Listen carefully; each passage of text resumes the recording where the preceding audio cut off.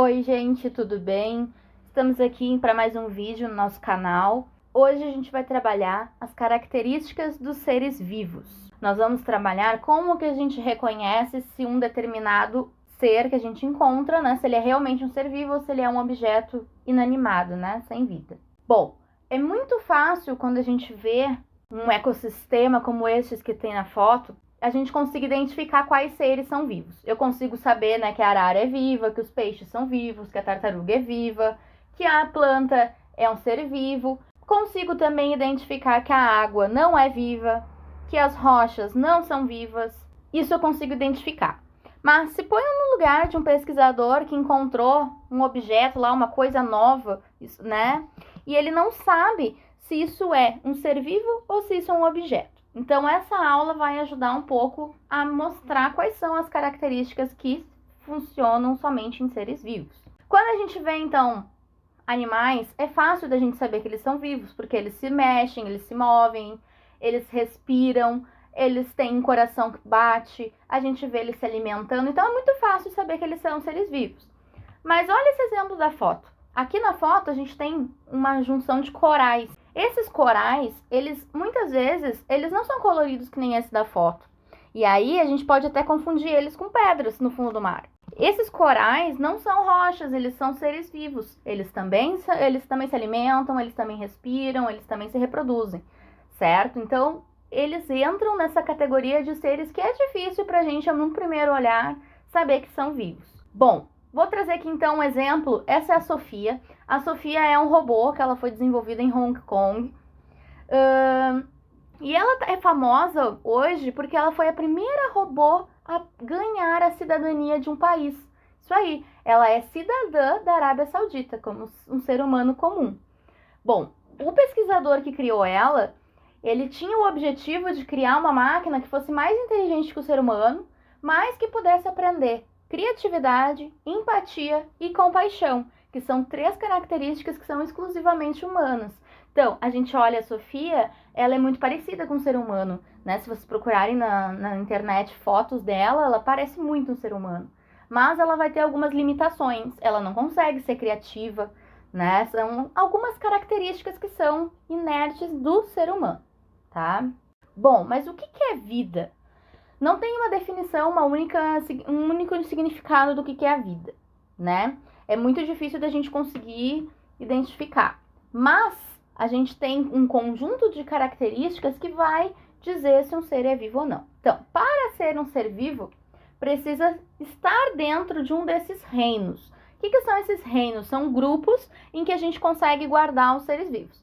Então, todo ser vivo, ou ele vai ser um animal, ou ele vai ser uma planta, ou ele vai ser um fungo, ou ele vai ser uma bactéria, ou ele vai ser um protozoário.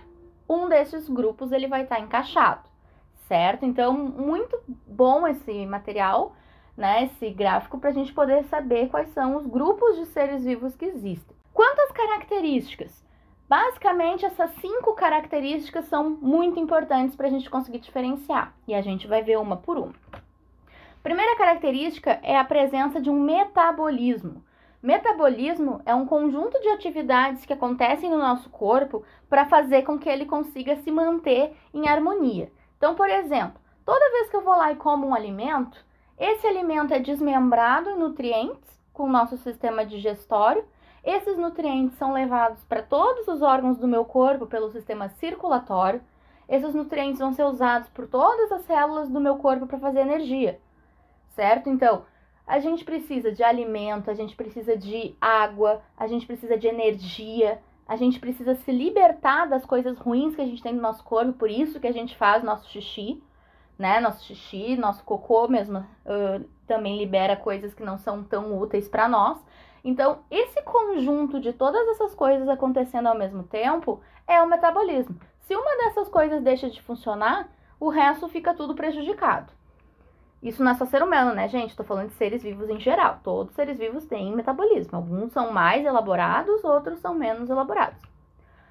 Outra característica é que os seres vivos, eles respondem a estímulos. Então, por exemplo, eu sinto um cheiro, eu reajo a ele, se ele é bom, se ele é ruim. Se eu tenho uma planta e eu deixo ela muito no sol, ela vai reagir. Se eu deixar ela na sombra, ela vai reagir àquela situação que ela tá. Se a gente deixa um animal muito tempo no calor ou no frio, ele vai reagir. Então, essa reação a esses estímulos, essas coisas de fora que acontecem, somente ser vivo faz. Eu vou botar uma pedra na chuva ou botar uma pedra no sol, ela vai continuar da mesma forma, certo? Ela não vai reagir, ela não vai mudar de lugar, ela não vai se virar, né? Ela não vai ter reação nenhuma, porque ela não é um ser vivo. Outra característica só de seres vivos é o crescimento. Então, eu sempre tenho seres começando pequenos e terminando de um tamanho maior do que o inicial. Às vezes isso aí ilude a gente, porque é difícil da gente acompanhar o crescimento de algumas espécies. Ou porque elas são muito pequenas, e aí parece pra gente que elas são sempre pequenas, mas na verdade elas cresceram. Ou porque o crescimento delas demora muito.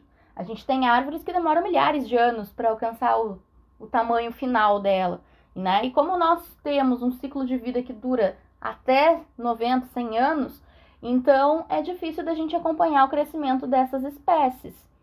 Mas todo ser vivo vai passar por esse processo de crescimento também. Então, falei de ciclo de vida. O que é esse ciclo de vida? É esse conjunto de etapas em que o ser vivo passa durante a sua vida. Vai desde o nascimento, vai passar pelo desenvolvimento, que é o tempo em que ele vai crescer, vai amadurecer.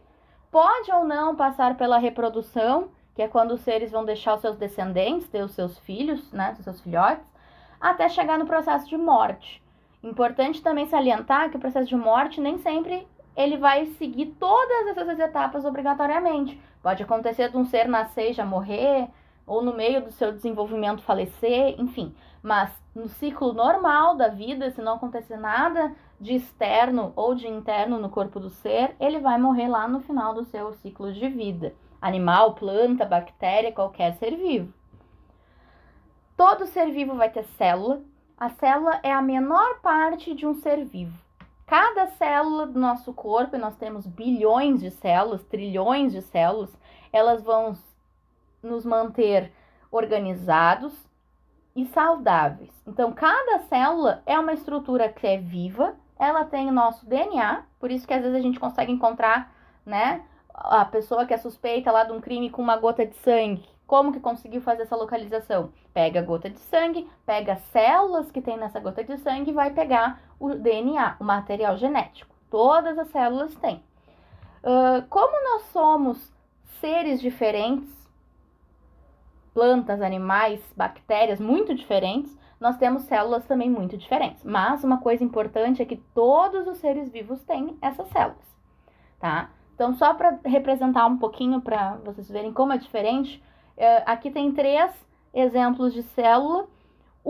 A primeira ali é de um animal, a do meio é de uma planta e a terceira é de uma ameba, um protozoário, tá? Então, bem diferente uma das outras. A última característica que eu quero mostrar para vocês é a característica da reprodução. Todas as espécies de seres vivos são capazes de deixar descendentes, até porque se uma espécie não for capaz de se reproduzir, ela vai entrar em extinção. Mas esses processos de reprodução, eles não acontecem igual em todas as espécies. Nós temos 2 tipos principais de reprodução. Primeira reprodução é a reprodução assexuada. O que é essa reprodução? É uma reprodução em que eu tenho um único indivíduo e ele consegue se reproduzir sozinho. Geralmente dando origem a 2 seres, mas pode ser um só. Então, quando eu tenho um ser que ele sozinho consegue se reproduzir, eu digo que essa reprodução dele é assexuada. E a reprodução sexuada é a que eu preciso de 2 seres para poder se reproduzir e ter descendentes. Então, vou dar um exemplo aqui então da reprodução assexuada. A estrela do mar é um animal com um alto poder de regeneração e se eu cortar ela no meio, né, se ela sofrer algum acidente, se partir no meio, cada metade dela vai formar uma nova estrela do mar. Então, de uma eu tinha 2, ela se reproduziu. Como eu só tinha uma no início, essa reprodução é assexuada. Não preciso ter uma estrela do mar macho, uma estrela do mar fêmea para ela ir lá e reproduzir. Ela uma só reproduz, é uma reprodução assexuada. Esse aqui é um broto de uma esponja nascendo, né? Então a esponja no início ela era inteira e foi nascendo um calombinho nela, né? Um brotinho. E esse brotinho foi crescendo, crescendo, crescendo até ele cair no mar, né, do ladinho, e ele criar um novo broto. Então, essa brotação desse filhotinho do lado é uma reprodução assexuada também. Eu só tinha uma esponja no início e ela conseguiu se reproduzir. Agora, a reprodução sexuada, eu preciso de 2. Por quê? Porque eu tenho que ter a junção de 2 gametas. O que são gametas? São células de reprodução. Eu preciso que se junte um óvulo com um espermatozoide para criar um ser vivo. Então, na reprodução sexuada, que acontece com os animais principalmente, mas também com outros seres vivos, eu tenho um macho, que vai ser o ser que vai trazer o espermatozoide, e eu vou ter a fêmea, que é o indivíduo que vai trazer esse óvulo para a reprodução sexuada acontecer, certo?